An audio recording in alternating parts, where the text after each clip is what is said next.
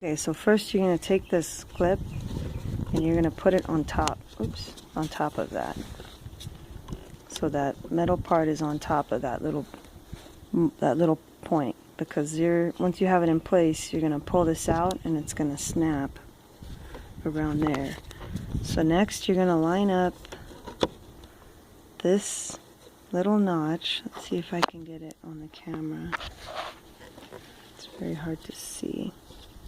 This little notch right here, you're going to line that little notch up with the little one there, right there. So hopefully you can see how those are pretty closely aligned. See how I'm bringing them close together? That's what you're going to line up. And then once you do that,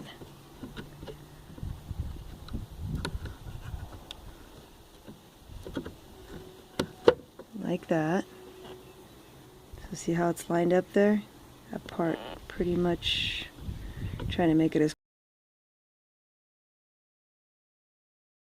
close to the middle of the screen as possible.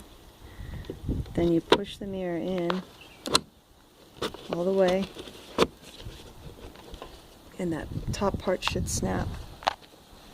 And you test it by pulling on it like this. If it pulls out, then you didn't do it right. Just do it again. So test it on each side. You should be able to pull it pretty well. Okay.